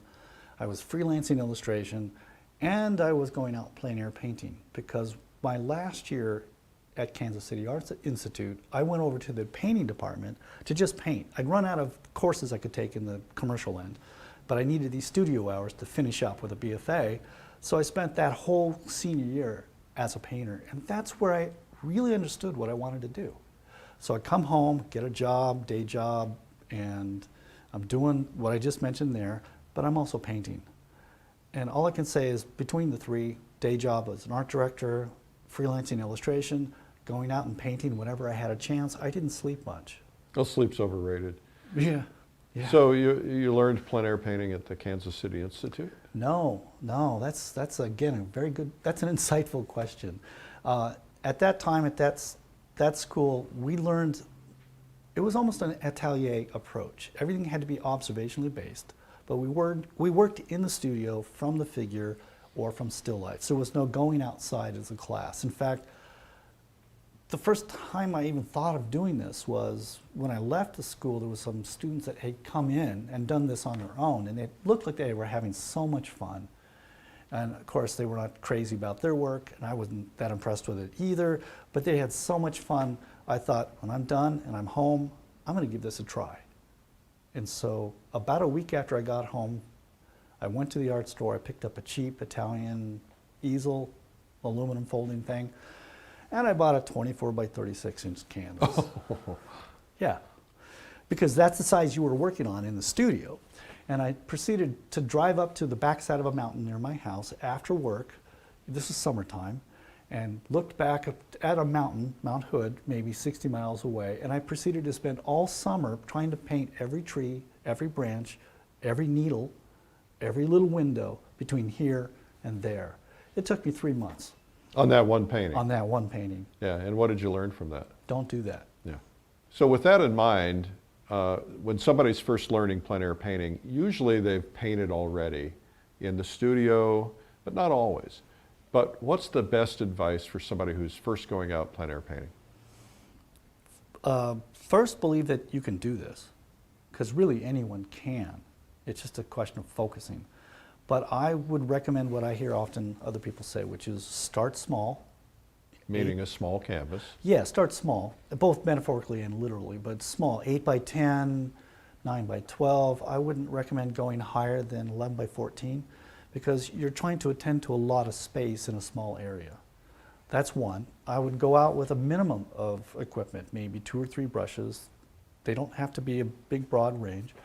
I would go out with a minimum of palette of colors, 3 to 6, and find a friend. This is actually one of those kind of art things that allow you to socialize and offer support and receive support as you do this. I didn't have any of that. When I left school, there was nobody in my area that did it. We didn't even know what to call it. I didn't know what to call it. I just said, I'm going outside to paint. And I might call my friends up and try to cajole them into, you want to go outside and paint? And they would go, really? Why would you want to do that? Right. So the first 9 years, there was nobody. And I had to go out and make every mistake like that big canvas possible. Bottom line, to get back to what I would say is start small, fewer paint colors, keep it simple. And that's the sort of thing I teach, honestly, when I work with the young beginners. I might even add to that, if I might. Sure. Not that I'm the one being interviewed here. Hey. But, I've been thinking a lot about this process because, my goal is to teach 1 million people to paint, and I want to get more people going outdoors and painting. You are well on your way, sir. Well, I've got a good start. Yeah. But I think, if you're first off, I think somebody should learn to paint before they go outside and paint. It's helpful. Yeah, then you're not trying to figure out how to mix colors and use all the materials and everything. Yeah. So learn to paint inside. Could right? I just comment on that? Yes. Because the quick comment is that most of the landscape painters that I admire that are deceased and alive today, they learn to paint, as you say, first. Most of them learn to paint from still lifes. Yeah. Because things don't move. Yeah. And then they take that skill outdoors. So I think that's exactly right. Yeah. So you learn to paint not from photographs, but from a life. Start simple, a simple object, right? Yes. And yes. then go out on your back porch if you have one, or your backyard, sit in a lawn chair, get a table, and replicate what you do in the house. But because you're out there, you're going to get the overwhelming experience of all the light and the moving trees and all the stuff that's changing all the time, the clouds in front of the sun. Before you even venture out, to a beautiful place, just paint the tree in the backyard. Great advice, actually, very much, yes. That's not the one I took myself. No, of course not. But, I think we've got to get baby steps for people. Yeah. So you have become very prominent in the world of plein air painters. Thank you. I think that's a compliment. Well, that's good. Always a question. Always an open question, yes. But tell tell the folks that are watching this the value of plein air painting. Why plein air painting is different than studio painting? Wow. I'm pausing because I want to see how to frame that. I think plein air painting is just by extension the same thing as observational painting, meaning I want to see what I'm looking at the same time what I'm painting with as little as possible in between. I started plein air painting at that time of my life because I couldn't afford to pay a model, what I would have to, and I'd sort of lost interest in the still life. So it was a challenge. That's why I started. But when I went out into under God's own light, let's say, and I started to see things that I never saw before because I stood there long enough to see them. And I'd look at this, I'd look at that, I'd look at this, I'd look at this. It allowed me to see the subtleties that I was not seeing even when I was in school, in studio. And it also allowed me eventually to sort of anticipate when, if I'm in the studio, I'm not getting good color sense. Or if I'm working as an illustrator and I'm working from photographs that I had shot for a particular job, when was the camera lying to me? And more importantly, how could I fix it? So I think aside from just the joy of being outside in real light, seeing the real world, and learning to translate that to the canvas, you do build up almost a data bank in your head that you can take indoors when you have to. And it takes time, takes effort, but it's very rewarding when you can sit there and work indoors and create a thing that looks like it was done outdoors, if you have to. So why not just paint from photographs? Great question. You said that photographs lie. Tell us about that. Okay, to put it very succinctly, the value relationships in a photograph are often deceptive, meaning that they can be more contrasty, more light and more dark. You can lose information that you need in the shadows if they block up, they become sort of contrasty. Or on the other end, on the high end, like the highlights where the brights are, you could lose information. And sometimes there might be a turn of a rock or a turn of a face, if your figure's outdoors, that's so subtle that where that turn happens is lost. Now, if you have a lot of in the face concept, if you have the anatomical knowledge of knowing where that cheekbone is, you can sort of insert that with your intellect. But that isn't the same thing as actually seeing it.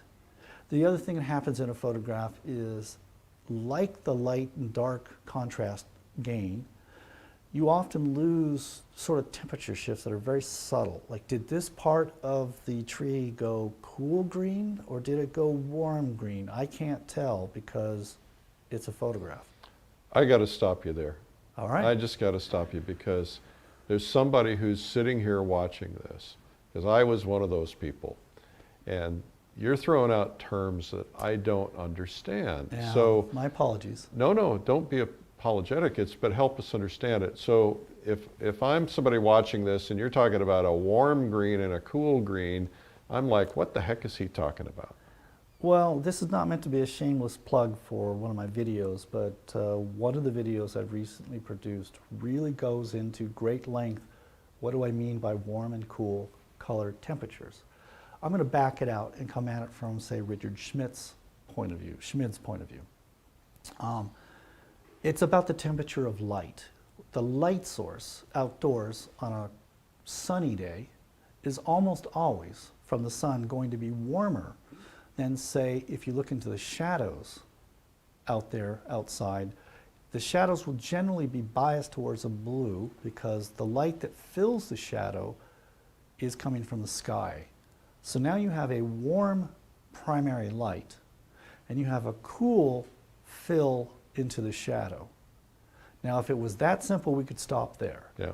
But if you get that far, then you go outside and you see it. Then you start looking in the shadows and you find out within the cool shadows, there are some relatively different temperature changes. Maybe that shadow is more blue there, but over there it's a little more red, or maybe a little more green. That's what I'm talking about. Let me see if I can say it simply.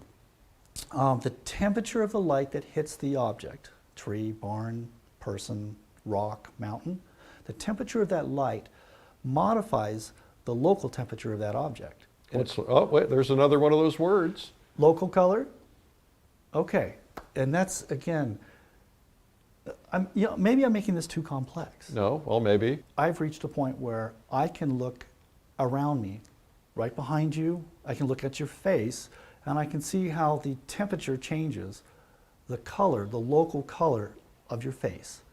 Yes, you have this sort of flesh color here, and it varies because somewhere the blood comes up and somewhere there's more bone showing and there's more areas where the sun's maybe sort of hit it differently. That's local changes to your face. But I can also see how the light on this side of your face is pushing the color of your skin towards, let's say, the cool, the pink, whereas there's another light just off your shoulder that's a really warm yellow light that's giving me some yellow highlights here. And then I see the bounce coming off here, which is off a wall, which is filling that shadow and giving me yet another temperature. Now this has nothing to do with value, light and dark, grays in between. It has everything to do that once there is a change in value, there's also a change in hue. Okay, so lots of big words. Yeah, sure. Lots of big words. Sure. And our audience, a lot of our audience know these things. And so for those of you who know these things, just understand that at one point in time you were trying to learn them. So for the people watching this, okay, local color means what?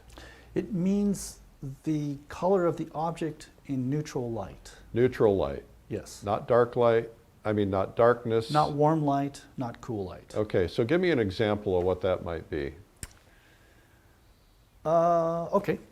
Again, let's just take a tree standing out underneath the sun. And this is if it's a sunny day, because if it's not a sunny day, it's different. Okay, let's use a tree in Just the sunny day.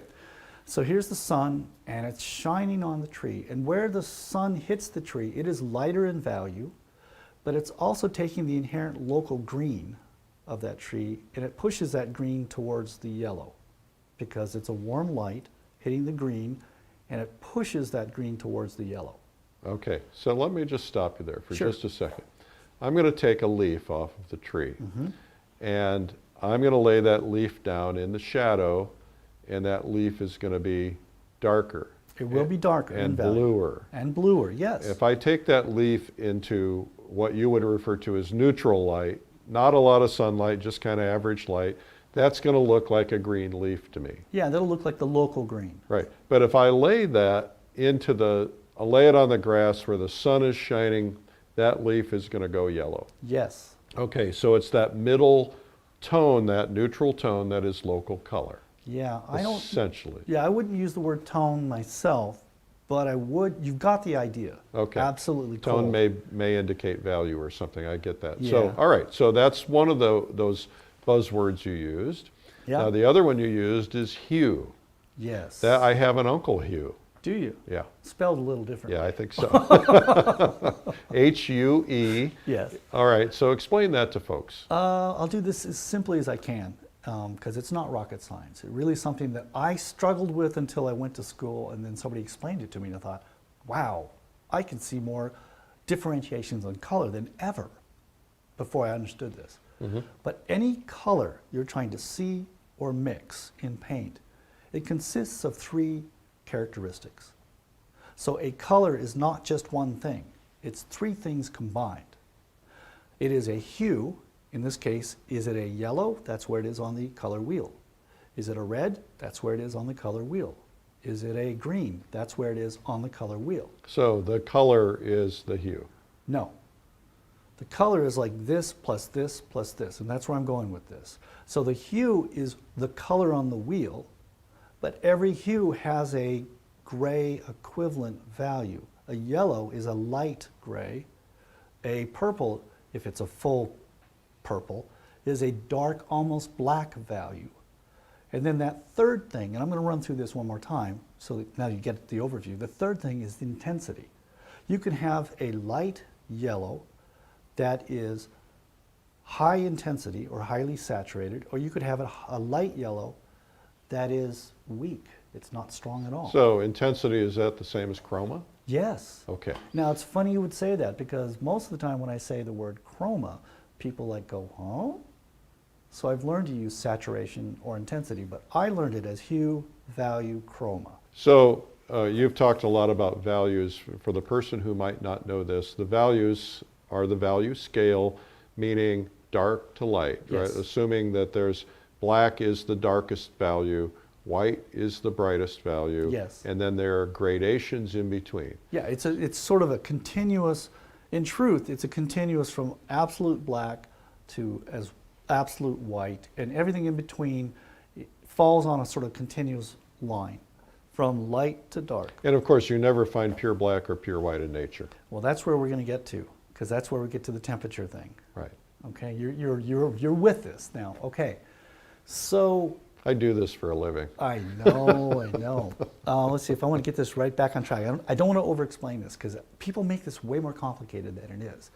But if you have a warm light source that is pushing what it illuminates, the tree, towards a yellow-green, on the opposite side in the shade area, you've got the same green with less light, but some of that light is blue from the sky. What happens to the green? It gets pushed towards the blue. Now, what's amazing is that if you put the cool green next to the yellow warm green, there's a vibration that occurs. And now we're talking about impressionism. You can get the value light and the value dark spot on, and you can make it a monochromatic green. Doesn't change its hue at all. Doesn't go to the warm or cool. It's the same green, just a light green and a dark green. You don't get this. But if you take the green, push it to the warm, because that's what sun's doing, and you take the green in the shadow and push it towards the blue-green, which is what the sky's doing, when they come together, the magic happens. Now, there's also a theory about a center line, or some people used to call it the bedbug line. Right, I love that term. Which is oftentimes when you're transitioning from light to dark, or from light to shadow. Yeah. There's a middle tone in between there, which supposedly has the most vibration, which is oftentimes a high chroma color. Now of course, there are lots of theories on that. I know where you're going with that, and this is one of the things where I say most of the time yes, sometimes not. Well, there are no rules that apply all the time. Yeah, the only rule that I apply is can I see it? Right. And that's why I paint from life as much as possible.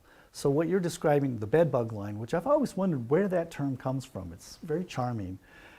I call it the core shadow, meaning that's that area on a rounded object, no matter what shape it is, if it's got a rounded kind of form to it, it's not a sharp turn like a box. If it's rounded, there's a point where there's light on one side and then it falls off, and then there's possibly light coming from the other side, and in between those two, the light and the shadow side, is that core shadow. Which is typically local color. Which is local color. That Right. You got there before I did. See, you guys, you know how this is all coming together now. Yeah. Now, there can be debates, and I think they're all valid. Is that local color, does it appear cooler or warmer than the light side or the cool side? And actually, you find it sometimes either or. It depends. But the concept here is that that core shadow will only appear between the light mass and the shadow mass. Core shadow does not appear in a shadow mass. It's always on the border, the meridian between the two. Right. Okay. Well, thank you for that. Yeah, that was kind of, Yeah. I don't know if that was all you wanted though. So I'd like to know some of the artists throughout history that really inspired you, and what was it that gave you that inspiration? Oh my, how much time do you have? Let's start with one. No, I have to give you three. All I have to give you what I call the holy trinity of painters for All me. right. I think I can guess who they are. I bet you can. All right. Go Let's ahead. See. Sargent, Sorolla, and Zorn. Bingo, right there. Nailed it. Sargent, Sorolla, and Zorn. And not necessarily in that order, but to me, that's what got me into this business when I started looking at their work. There was just something, especially Sargent, because he was the first person I bumped into back in the mid-'80s when I just finished up with school. I looked at his landscapes. Not so much the portraiture, which are amazing, but the landscapes he was doing, I thought, wow, I want to do that. I have no idea how to do that, but that's what I want to do. And I chased Sargent like a demon for the next 20 years. Didn't know how. There wasn't a lot of information of how he worked. I was very sort of method and technology and technique oriented at that point, thinking, if only I could find a book that told me how to do this, then I could do it too, kind of thinking, which I'm not that way anymore. But at that time, I was looking and I couldn't find anything. And I think it's because Sergeant A didn't teach all that much. And only when he did, he taught only the basics. We actually have him in writing saying that I'm only going to teach you the basics. If there's anybody who would teach you advanced painting, it would have been Sargent, but he just wouldn't do that because he didn't want that to interfere with his students' development. He didn't want to teach people how to be Sargent. Right. Anyway, to move on. So, you know, maybe 25 years later, I come across Sorolla, which just blew my mind, because this is about the time I started to understand the temperature thing that we were just talking about and starting to see it. Oh, and he was the king of temperature. Yes. I mean, he could make the flesh glow. Yes, yes. You know, when you look at his paintings, even when I see them in reproduction in a book, one of my first impulses when I look at a new work is to go like this, which is not, you know, I'm not saying, oh, I wish I couldn't see that. It's like I'm trying to shield my eyes from the light. And when you see a real painting that's like this big, like at the Hispanic Society in 18 by 240 18 by 240 feet of paintings by him. You walk in that room and it's like you just, my reflex is to kind of just, there's too much light coming at me. Right, right. That's not really what's happening, but that's my impulse. Right. I was stunned by that. And then I started to connect the temperature thing with the value thing that he was doing. And that has been sort of what I pursue, or have been pursuing for the past, I don't know, 3-4 years. Is there any documentation on Sorolla's teaching? I haven't found much, but I have a couple of books that are in Spanish that I can't read. It's worth learning to read Spanish, I think, to read this book. Or put it on Google Translate. I did that. Oh, I you did that. And I don't know, you know, from my own attempts to teach and write, verbiage is important, as you know. Yeah. What I would like to do is find somebody who understands painting well enough and Spanish well enough that could spend time with me to go through these books to see if what there is that might be on this process. I'm sure you'll hear from somebody after they watch this. So. Bring it on. Yeah. Bring Okay, it on. now talk about Zorn. Well, Zorn came to me after the first two, and I guess what really has amazed me from the get-go is the brushwork I see in the artists that I like. That they just sort of effortlessly seem to put this paint down, and the paint sort of describes the thing that they're painting without a lot of labor or work. Now, I'm sure there was labor and work and failed attempts and run-ups and redos, but when you look at the work, it just, you don't see it. You know, that's all gone. And Zorn has always struck me as amazing in that respect. Mm-hmm.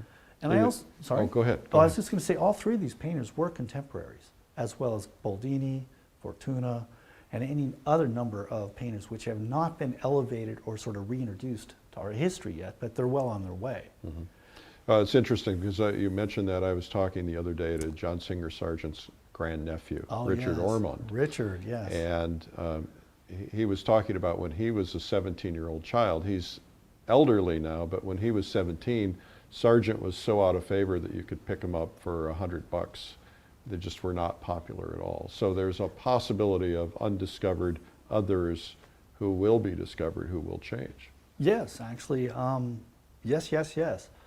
By the time of Sargent's death, he'd sort of been considered passé, that he was too sort of, I guess, decorative. There was a word for it. I think it was called Sargentolatry. So if you tried to paint like him, you were considered facetious. And facile is the word I really wanted there. Even though, and actually in his lifetime, he was accused of being little more than a camera, which blows my mind because when we look at his work from our vantage point today, in my mind, he made all these amazing changes and revisions and alterations to what he was actually painting that meant he wasn't a camera. He was making these aesthetic decisions that, I don't know, maybe people just stopped being interested in.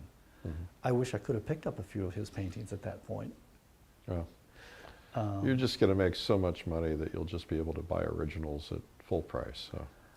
Well, that would be lovely, but as you know, I will always say yes to money.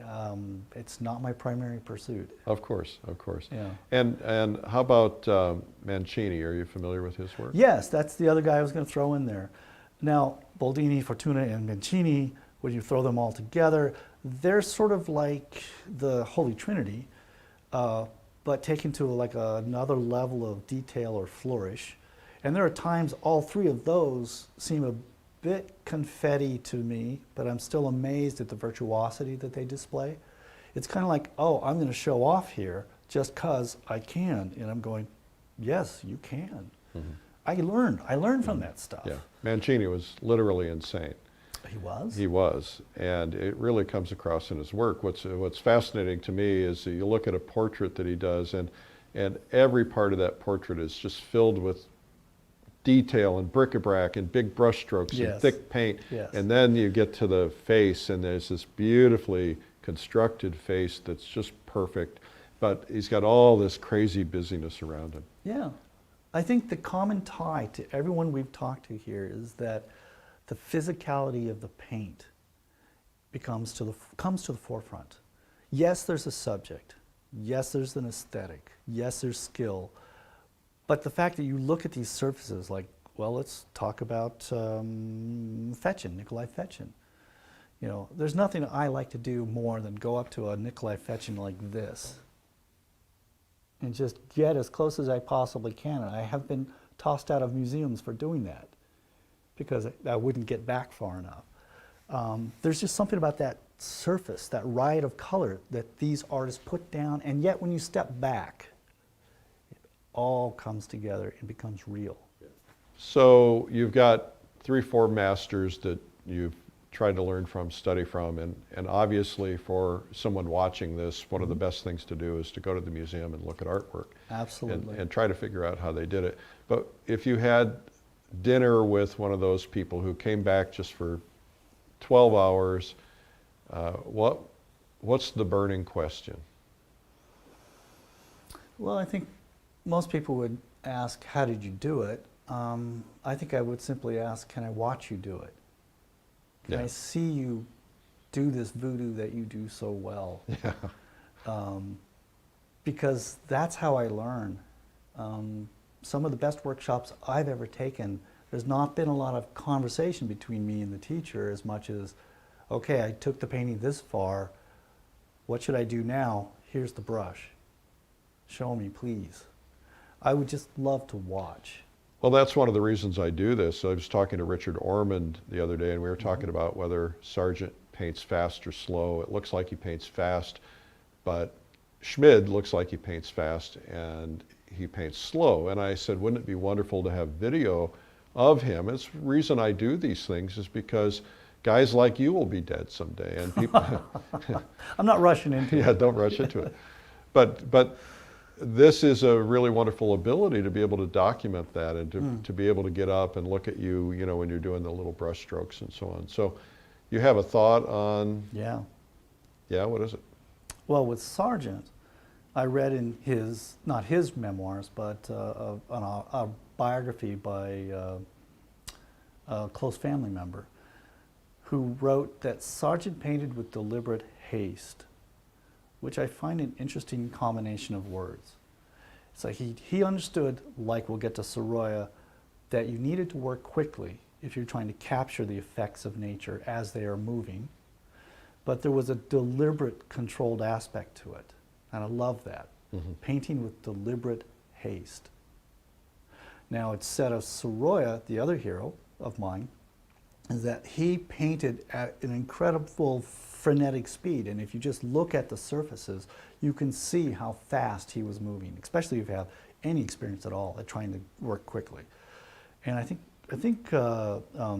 Richard Schmid said something to the effect of Sorolla painted like a pig eats, but oh, how he could eat. Perfect. Yeah, I hope I got that quote right. If I didn't, my apologies, Richard.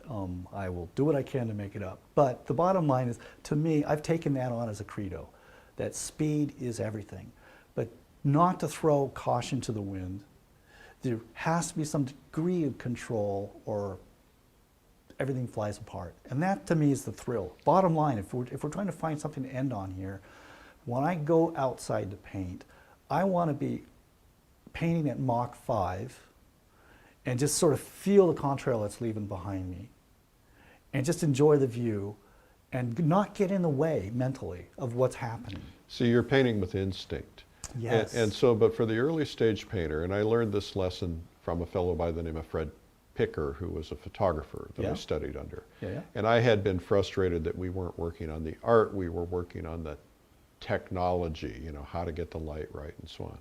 And he said, look, until you can do that stuff with your eyes closed, until you can do it to the point that it's nature, or that you can do it naturally, you have to think about those things. And I think if you paint enough and you take it slow and you learn properly, then you get to the point where these things become instinctual. You keep your palette so your colors are always in the same place. You just get to the point where it's like playing the piano, you sit down and you know where the keyboard is. And then you start speeding it up and speeding it up and speeding it up, and then you get to the point where that instinct really kicks in, because the best paintings are the paintings with the instinct. At least I think so. I would totally agree. Yeah. To take your piano analogy a little bit further, Chopin developed his etudes not so much as standalone performance pieces, but as a way to train your hand to play his more difficult ones. And etudes is the term the Russians use. Maybe I got that mixed up. Maybe it's etudes. Okay, I think you're right.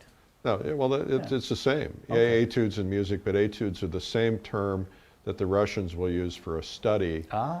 Instead of, we call it a plein air study, they call it an etude. I like that. Yeah. I mean, the bottom line is you want to work as fast as you can that you can control, but you want to just push yourself a little more, a little harder, a little faster. Enjoy it. Don't make your life hard. Enjoy it, but always reach a little further than you think you can grasp, because that's how you get better. Do you paint as fast in the studio as you paint when you're outdoors? Perfect question. I do have my outdoor speed and my indoor speed. Sometimes indoors I might say, okay, I'm getting impatient, I'm going to ramp it up and paint like I was outdoors. My outdoor speed is as fast as I can go, lickety-split. Indoor is, okay, I can take a break, I can think about this, I can come back to it, or I can just paint more sort of cautiously. So yeah, that's a really great question. In fact, I didn't even understand that indoor-outdoor speed thing until a mentor of mine said, Thomas, you have your indoor speed and you have your outdoor speed. It's just that sometimes I do bring the outdoor indoor. Yeah, I get it. Well, this has been a pleasure. You know, we could probably talk for hours, and there's so much information. You're such a great teacher. Oh, thank you. So it's been a real pleasure having you. Thank you. It's been great to be here and spending time with you as well. I don't know about you, but I'm inspired by watching Thomas Jefferson Kitts paint like Sorolla. I hope you're inspired too. As a matter of fact, we want to inspire you and help you become a better painter. That's what this is all about. If you want to know more about these videos, you can find them at lilyartvideo.com. In the meantime, keep painting.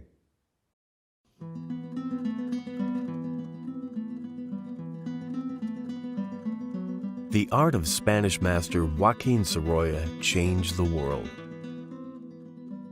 His paintings, for the first time in history, showed that a painter could create the feel of dramatic warm sunlight on human flesh.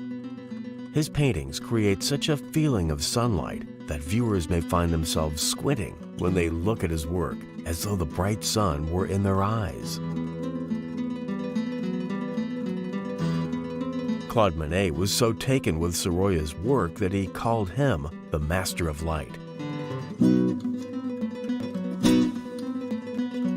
Sorolla is widely regarded as one of the most brilliant plein air painters ever and one of the great painters of all time. His paintings not only convey the feeling of light, they're packed with human emotion, with the stories of the people he painted.